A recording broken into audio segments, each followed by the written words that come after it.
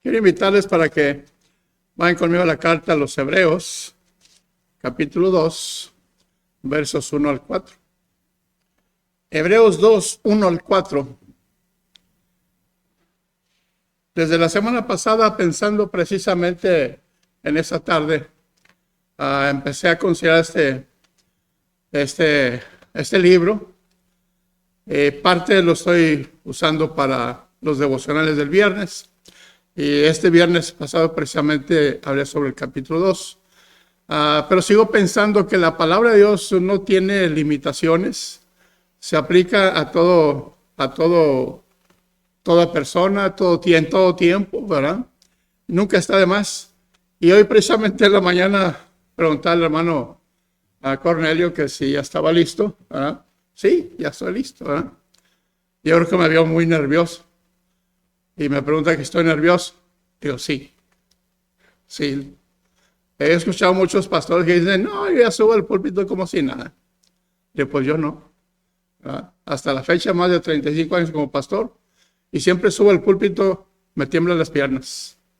¿Verdad? Por la gran responsabilidad que uno tiene al estar en este lugar. Subo no para decir algo mío. Es la palabra de Dios. Por eso uno siempre tiene ese cuidado y ese nerviosismo.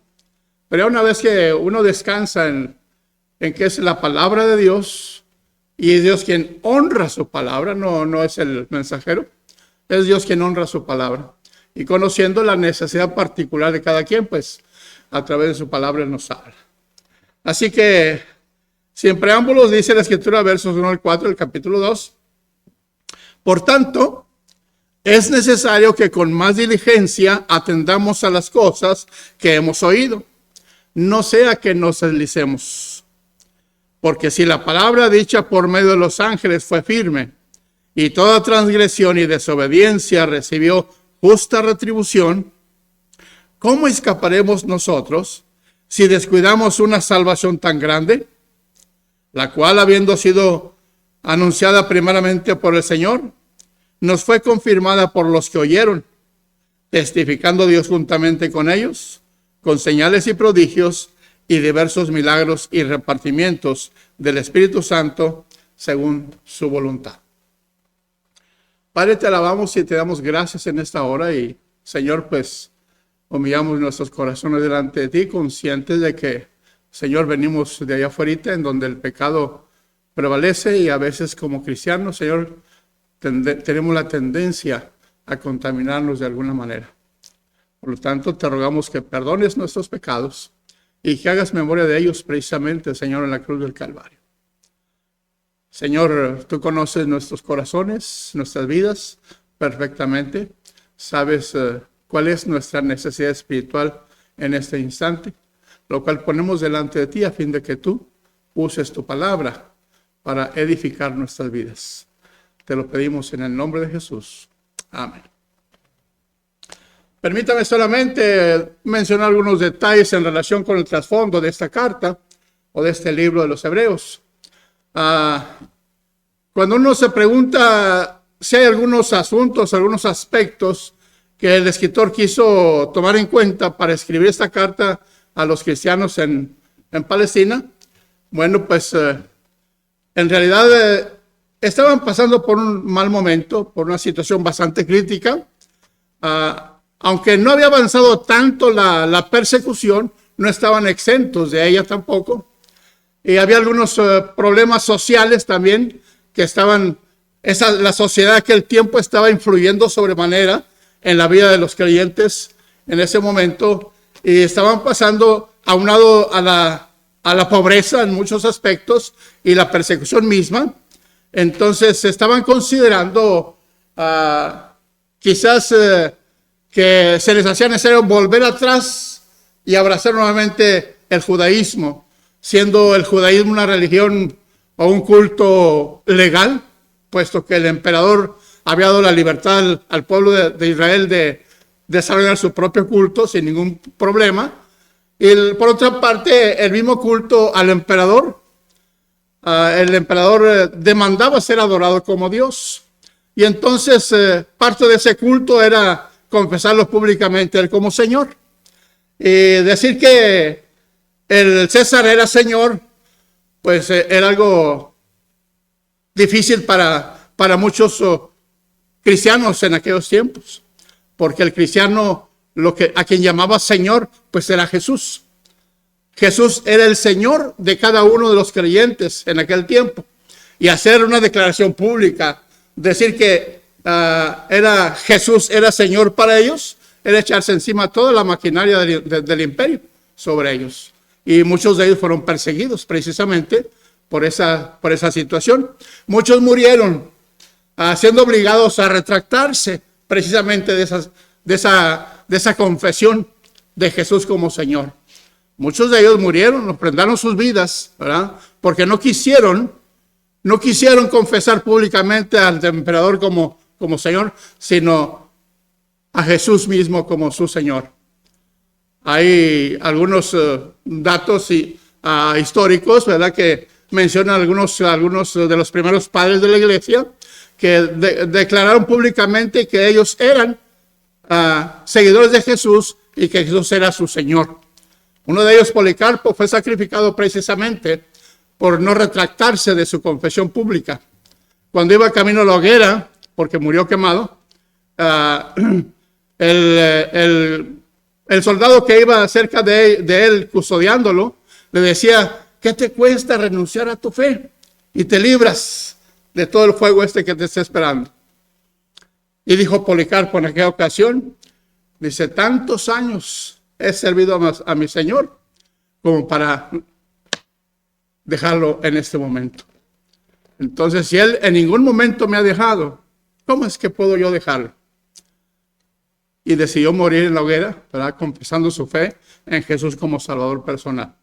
Entonces, la sociedad de aquel tiempo también ejercía bastante presión sobre la vida de los primeros creyentes. La iglesia primitiva pasó por serias dificultades. Entonces, al querer considerar volver al judaísmo, siendo el cristianismo un culto prohibido por el imperio, y el culto de los judíos pues era aprobado por el emperador. Entonces consideraban abrazar el judaísmo y librarse de toda la persecución, librarse de todos esos problemas, ¿verdad? Estaban pensando en eso. Cuando el escritor, sabiendo de las necesidades que había en aquel tiempo, escribe esta carta y hace una comparación entre lo que es el judaísmo y lo que es el cristianismo, para mostrarles a ellos que sería un error volver atrás solamente por librarse de la persecución. Y empieza a hablar sobre Jesús como superior a todo. Si Dios había hablado en el pasado por medio de los profetas, dice en el capítulo 1, hoy Dios nos sigue hablando por el Hijo. Es decir, rechazaban el mensajero, sin pensar que Jesús era el mensaje que tenía que ser recibido. Entonces rechazaban a Jesús y se metían en serias dificultades. Entonces se les hace saber que es el tiempo de mantener viva la esperanza en aquel que ofrendó su vida a fin de liberarnos del pecado. Entonces Jesús es la palabra viva de Dios. Jesús es la revelación misma de Dios. Jesús es presentado como superior aún a los ángeles mismos. El pueblo judío tenía un alto concepto a los ángeles. Consideraban que estos eran enviados o mensajeros de Dios, y que el mensaje que ellos traían era necesario obedecerlo, so pena de pagar las consecuencias de la desobediencia. Entonces el escritor presenta a Jesús precisamente como superior a los ángeles. Superior a los ángeles. Entonces por eso empieza en este capítulo 2 precisamente la exhortación. Dice: es necesario que con más diligencia atendamos a las cosas que hemos oído, no sea que nos deslicemos. Es más, tenemos que ser más diligentes, no que no lo seamos en cuanto a nuestra fe como cristianos, No que seamos menos diligentes, vaya, en relación con nuestra relación personal con Dios, sino que debemos ser mucho más diligentes, sabiendo entonces que si Jesús es el Hijo de Dios, Jesús es el mensaje, es la voz de Dios, su palabra, su voz debe ser atendida. O si la desatendemos, entramos en un grave conflicto y nos esperan entonces juicios o reprensiones o disciplina, según sea el caso. Dice, no sea que nos deslicemos. Esta palabra deslizar es una palabra náutica, es decir, que da la idea de un barco que se encuentra en puerto, al que se le olvidaron amarrarlo o echar anclas, para que el movimiento de las aguas no lo agite y lo vayan moviendo. Pues este barco se le olvidaron amarrarlo o echar las anclas, y precisamente porque no tuvieron ese cuidado, ese barco, debido al movimiento de las aguas, se ha ido alejando del puerto. Y si la gente no se da cuenta de que el barco se ha ido apartando del puerto, cuando menos se acuerda, ya está en aguas más profundas. Hay corrientes submarinas, ¿verdad?, que al caer en esa área se llevan el barco si no se tuvo ese cuidado. Entonces el escritor nos está exhortando a usted y a mí en este tiempo, no que estemos sufriendo por la persecución. No hay persecución en este momento, al menos no abiertamente. Aunque ya hemos tenido noticias de que ha habido congresos que han pasado leyes con esa tendencia de obligar al cristiano a encerrarse en cuatro paredes y no salir a confesar su fe de manera pública. Han sido pasadas leyes que prohíben que usted le hable a una persona en la calle de Jesucristo. Hay leyes que han sido pasadas en donde está terminantemente prohibido tener un culto en la calle. Ahorita no nos ha alcanzado a usted y a mí, pero tarde o temprano, me imagino que no pasará mucho tiempo sin que también en esta área se llegue a esos extremos. Ya no podremos entonces proclamar el evangelio, ya no podremos entonces hacer pública nuestra fe ni compartirla con nadie más. Tendremos que ser encerrados en nuestros cultos, en nuestros templos y olvidarnos de afuera. La persecución está a las puertas. Entonces debemos entonces aplicar también el mensaje del escritor a nuestra vida en esos tiempos presentes. Debemos ser cuidadosos en cuanto a la atención, al cuidado que le demos a esta palabra de Dios. Domingo tras domingo, miércoles tras miércoles, venimos a la casa de Dios, oímos el mensaje proclamado, oímos la palabra de Dios, pero ¿cuántos de nosotros de veras la tomamos de tal manera que nos damos a la tarea de practicarla, vivirla? Simplemente oímos la palabra, nos sale por otro oído y nos vamos y seguimos la vida igual, como si nunca hubiéramos oído la palabra de Dios. ¿Cómo es nuestra vida en la actualidad? Es cierto, hay otros enemigos, no está la persecución, pero las redes sociales están enfocadas también en esa misma dirección. Hay gente que se afrenta de ser cristiano, no confiesa a Jesús públicamente como cristiano, no confiesa su fe, no comparte su fe y se avergüenza incluso de que lo reconozcan como un cristiano. Es que tú vas a tal o cual iglesia, ¿verdad? Por tus palabras me doy cuenta que tú eres un cristiano. Pues nada más por eso, pero no con la vida, el ejemplo que estamos viviendo como cristianos. Ese es el mayor problema que estamos enfrentando en la actualidad. Sí, todos los días que estamos aquí oímos la palabra de Dios, pero en realidad la declaramos públicamente como palabra de Dios. Le damos cabida en nuestro corazón, la ponemos por obra en nuestra vida diaria. Es cierto, vivimos en una sociedad que está marcando el camino que debe vivir todo miembro de una sociedad. Vean cómo está la situación en esos tiempos. La práctica del aborto ya fue detenida en algunas áreas, en algunos estados, pero siempre se están buscando lugares donde puedan practicar abortos. ¿Qué es lo que estoy diciendo? El estilo de vida que está viviendo la sociedad es un estilo de vida que lleva a las mujeres o a los hombres incluso a embarazarse y a embarazar a las mujeres. ¿Qué es eso? Es el resultado de una práctica libre de lo que es el sexo. Un libertinaje sexual es lo que tenemos en la actualidad.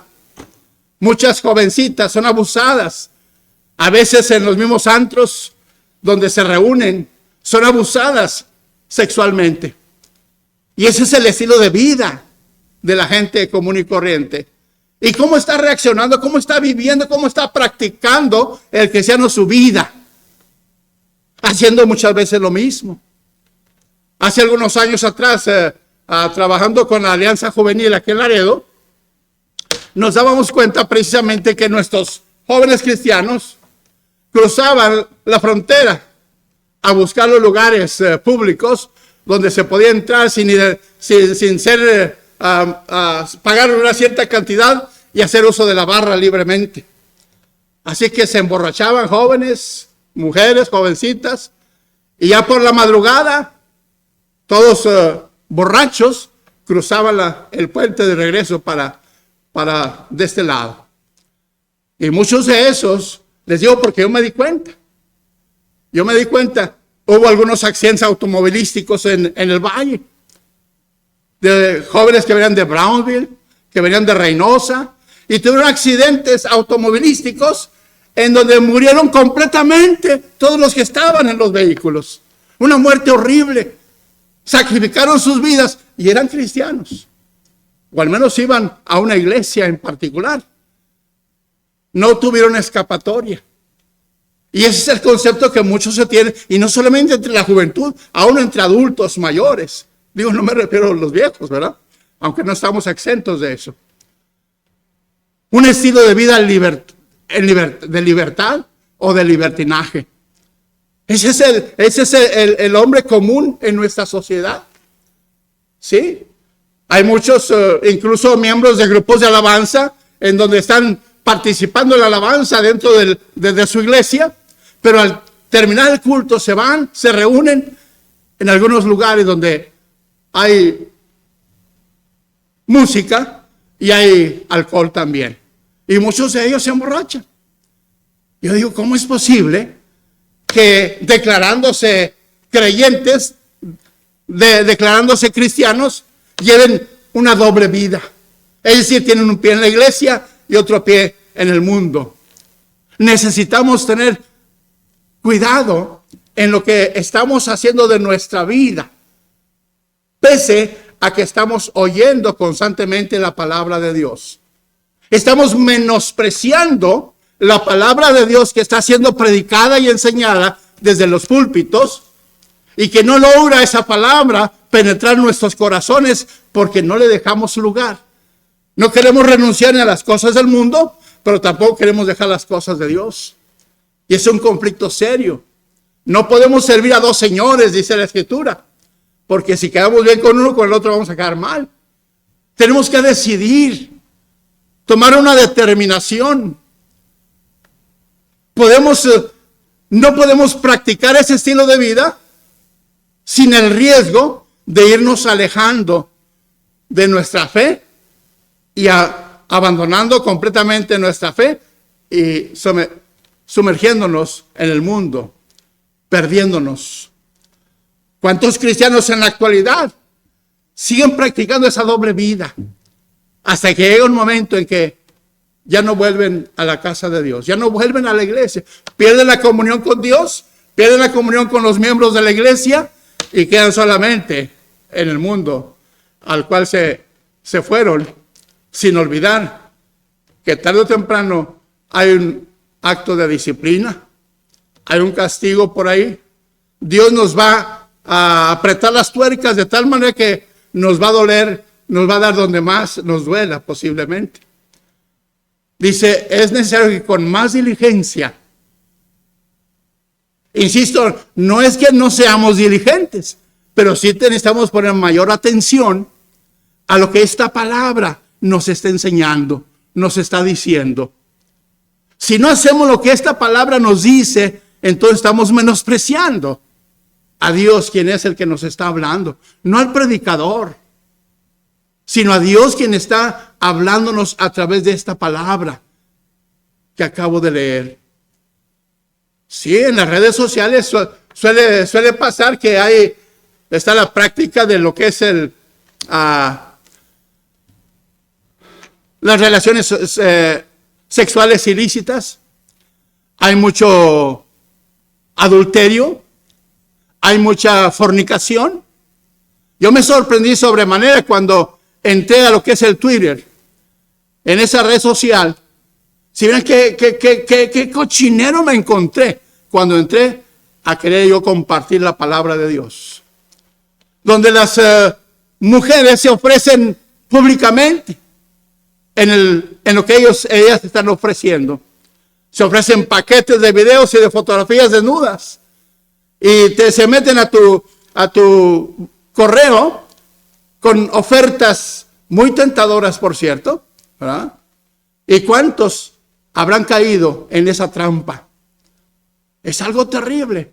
Eso pasa en el Twitter, pero pasa también en lo que es el WhatsApp. Muchas ofrecen su número de teléfono de WhatsApp si quieres tener con ellos, o con ellas, mejor dicho, algún tipo de relación.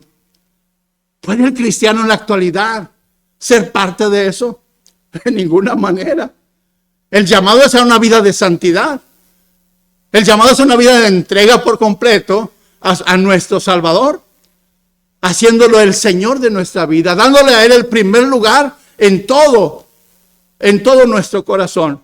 Que Él tenga la preeminencia, que Él nos ayude a tomar decisiones, que no nos equivoquemos al tomarlas, siendo guiados por su Espíritu Santo. Si no tenemos el cuidado, podemos entonces deslizarnos también. Cuando menos acordamos, ya usted se da cuenta que habla más palabras sucias, ya usted miente más fácilmente, ya usted hace cosas que no tienen diferencia entre el mundo y el cristianismo. ¿Cómo está viviendo su vida cristiana? ¿Cómo está viviendo su matrimonio? Si ambos se consideran creyentes en Jesús como Salvador personal, están honrándolo a Él, están glorificándolo a Él. Sus hechos están enfocados en honrarlo a Él. Es algo triste, pero la realidad es algo muy diferente. Y usted lo conoce, usted lo sabe. Dice, porque si la palabra dicha por medio de los ángeles fue firme, y toda transgresión y desobediencia recibió justa retribución. Vean, les hace el llamado a los hermanos hebreos de que si tenían ese cuidado con los ángeles, temían el mensaje de los ángeles y lo obedecían por las consecuencias que había si desobedecían. Ahora, si pensamos usted y yo en nuestra vida personal, estamos viviéndolo de tal manera que no tenemos ningún temor de que haya alguna acción penal por parte de Dios en nuestra vida personal. Nos consideramos tan limpios así que Dios no encuentra ninguna mancha en nuestra vida. De veras, Dios sabe que lo amamos con todo nuestro corazón, con toda nuestra mente, con todas nuestras fuerzas. Porque es el tipo de adoración que Dios reclama de usted y de mí. Una adoración completa, sin tener que compartirlo a Él con nuestros deseos carnales o con el mundo mismo, sino que es una adoración directa y únicamente para Él, porque solo Él merece la honra, la gloria y la alabanza. Imagínense si en el pasado Dios habló a través de los profetas, según este mismo escritor, ¿verdad? Y los profetas llegaban con su mensaje y por supuesto con su alerta. Si no siguen, no obedecen este mensaje, las consecuencias no se van a hacer esperar. El pueblo, el reino dividido, vivió descaradamente siguiendo a ídolos, a dioses extraños. Y se les anunció por muchos años que si no se volvían de su idolatría, entonces Dios tomaría acción contra ellos. El reino del norte, Israel, fue llevado cautivo por los asirios. No quisieron arrepentirse, por lo tanto, Dios trajo un pueblo extraño para llevárselos. Y los regó por todo el mundo, los sacó por completo de su tierra.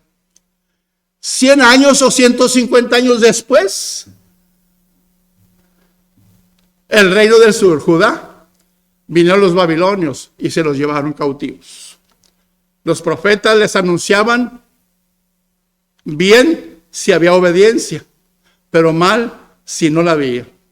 Y no hicieron caso. Vino Babilonia y se los llevó de su territorio. Es algo terrible. Parece que eso no lo recuerdan esos hermanos que quieren volverse al judaísmo. Tal parece que no aprendieron la lección. Se olvidaron de la historia misma. Y no podemos nosotros hacer eso también. No podemos olvidarnos de la historia que el mismo pueblo de Dios nos deja patente. Tarde que temprano, Dios llegará y tocará nuestra vida para llamar nuestra atención en que Él dio su vida por usted y por mí, para que usted viva una vida libre, una vida verdadera, una vida auténtica. Yo he venido para que tengan vida y para que la tengan en abundancia, dijo Jesús. ¿Estamos viviendo esa vida abundante? ¿Cómo es esa vida abundante? Disfrutar de una vida abundante, según nos la ofreció Jesús, es vivir una vida como la de Dios. Una vida santa, pura, limpia. Y ese es el propósito que Él tiene para con cada uno de nosotros que venimos a Él, hacernos a la imagen de su Hijo Jesucristo. Nada es imposible. Si Dios quiere hacer eso, lo va a lograr. Pero necesita ver nuestra participación, nuestra cooperación, para que eso sea posible. Dice el verso 3, ¿cómo escaparemos nosotros si descuidamos una salvación tan grande? Si Dios no perdonó las acciones de este pueblo, sino que justamente las castigó, ¿ustedes creen que nosotros estamos exentos? Dios está viendo nuestro estilo de vida. Dios está viendo lo que estamos haciendo con nuestro matrimonio, con nuestros hijos, con nuestra familia, con nuestra iglesia. Dios sabe lo que estamos haciendo y sabe que muchísimo de eso que estamos haciendo está fuera de la voluntad de Dios. No estamos permitiendo que la palabra nos rija, que la palabra nos limpie, nos purifique. No estamos dejando que la palabra de Dios actúe en nosotros. Porque no queremos en muchos aspectos o en muchas ocasiones, no queremos la intervención de Dios en nuestra vida. No nos parece. A veces decimos que somos más sabios que Dios. Mira, Dios, tú querrás hacer esto, pero yo creo que esto es mejor. Queremos ser más sabios que Dios. No nos equivoquemos, hermanos. Dios, porque nos ama y por su gran sabiduría, nos deja su palabra para que sigamos guiándonos a través de ella. ¿Cómo escaparemos? Si usted y yo seguimos en ese mismo estilo de vida, no hay escape alguno. No hay escape alguno. Lo único que nos espera es el acto disciplinario de parte de Dios. Y yo no se lo recomiendo. Yo no quisiera estar en sus zapatos, ni yo quiero tampoco pasar por esa misma experiencia. Pero tarde que temprano, la ira de Dios nos alcanza. Dijo Moisés en una ocasión, tengan por cierto que vuestro pecado os alcanzará. ¿Y sí? ¿Cuántas veces usted y yo pecamos? Pecamos y creemos que porque Dios no actúa contra nosotros, todo está bien con Dios. No se equivoque. Dios está observando. Dios está viendo cómo nos estamos conduciendo. Tarde que temprano nos llega de visita. ¿Cómo escaparemos nosotros si descuidamos una salvación tan grande? ¿Cómo está su salvación? Dice el apóstol Pablo en su carta a los Corintios que debemos cuidar nuestra salvación con mucho temor y temblor. Ahora esa salvación es grande porque Dios es un Dios grande también. Y es grande también porque Él pagó un precio también demasiado grande para traernos a usted y a mí a ser parte de su familia. Fuimos comprados por precio. Jesús pagó el precio por nuestros pecados. Él pagó lo que usted y yo habíamos hecho. Él no merecía. Él no había hecho nada. Él era inocente. Los perversos éramos usted y yo. Pero Él dio su vida en la cruz. Dios cargó en Él todo el pecado suyo y mío. Fuimos comprados a un precio demasiado alto. Necesitamos valorar lo que Dios ha hecho por nosotros a fin de que podamos disfrutar de esta salvación grandiosa. Ahora esta salvación fue proclamada, dice aquí en ese mismo versículo 3, dice, la cual habiendo sido anunciada primeramente por el Señor, nos fue confirmada por los que oyeron, testificando Dios juntamente con ellos con señales y prodigios y diversos milagros y repartimientos del Espíritu Santo según su voluntad. Esa salvación maravillosa que Jesús ganó para usted y para mí en la cruz del Calvario, sí nos fue anunciada por Él primero. Y luego los apóstoles, los discípulos, confirmaron esa fe. Hubo el testimonio de los apóstoles.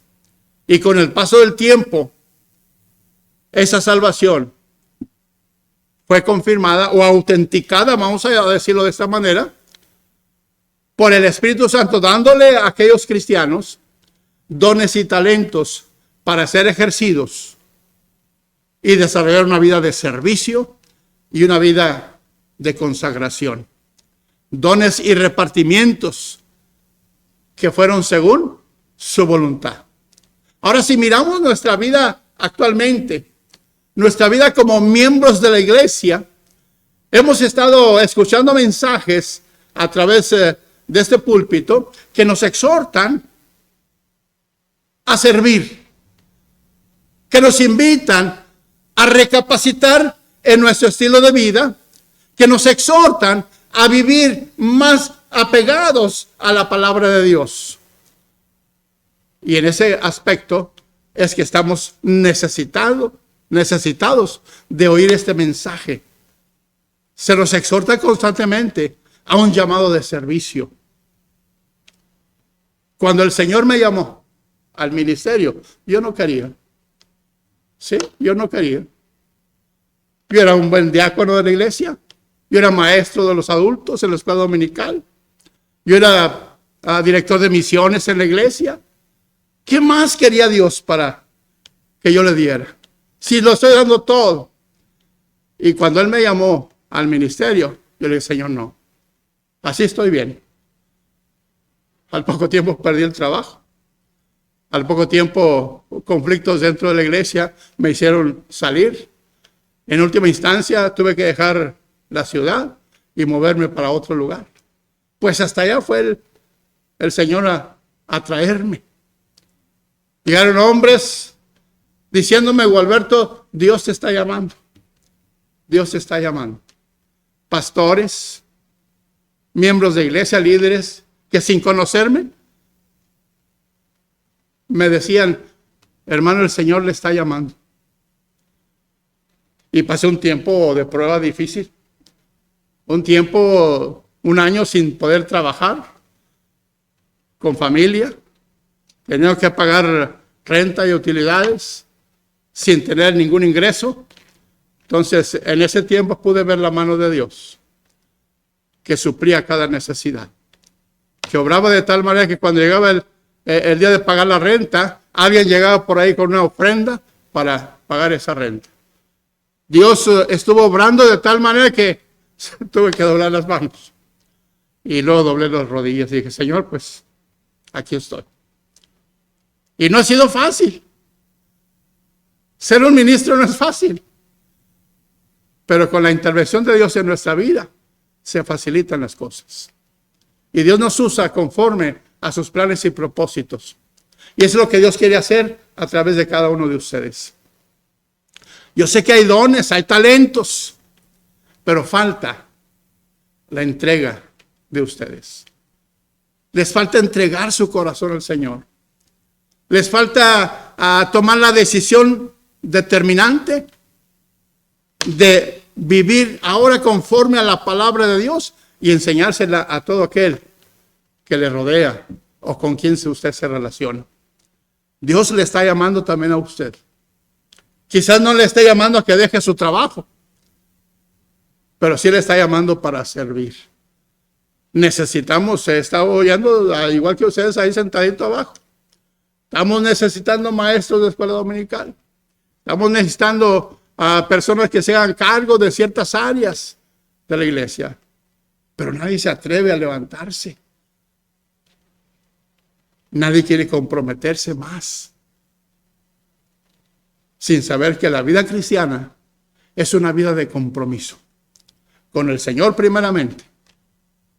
Y después con la iglesia del Señor. Es una vida de compromiso. Ser cristiano no es venir los domingos y los miércoles a la iglesia. Ser cristiano es una vida de 24 horas. Usted tiene que vivir las 24 horas como cristiano. No cuando sale de la escuela o que va a la escuela, deja de ser cristiano. Usted es cristiano todos los días de su vida, las 24 horas. Trabajé un tiempo como administrador de un hospital en Baja California. Y todos los que trabajábamos en ese hospital vivíamos ahí, en un rancho. ¿No? Cada uno vivíamos ahí. Y cada uno de los empleados estábamos comprometidos para servir ahí las 24 horas. 24 horas, con un salario de 8 horas. Entonces, algunas veces me hablaban por teléfono en la madrugada. Gualberto, necesitamos tu sangre para transfundirla. Órale, vámonos. Que me chupen. Extendía mis brazos para donar sangre. Gualberto, te necesitamos para que vayas acá a lugar, la madrugada. Había un soldado de la base que estaba por ahí, una base del ejército, y un soldado estaba mal herido, muy grave en el hospital. Necesitaban sangre. No era mi tipo, por supuesto, pero tenía que ir a avisar a la base de que estaba ahí en el hospital y que necesitaban sangre inmediatamente. Fui y pasé el susto de mi vida. Llegué con mi carro a la carrera y me fui directamente hasta la puerta. Y todos cortaron cartucho y de inmediato se me hicieron frente ahí y me prohibieron el paso. ¿Verdad? Y yo me asusté. Pero tuve que sacar la mano. Ya les di la información, necesitamos sangre para uno de sus compañeros. Ahí está el hospital. Gualberto, te necesitamos. Tenemos aquí una mujer que se necesita hacerle una cesárea, pero necesitamos sangre. Y es tu tipo. Pues vámonos. Entonces, estábamos de servicio a tiempo completo. Y nada más me pagaban por 8 horas. ¿Ah? Por eso digo, ser cristiano es vivir como cristiano las 24 horas. Porque en ningún momento el Señor se va. Él está ahí con nosotros. Entonces sí es necesario que atendamos con más diligencia a lo que estamos oyendo.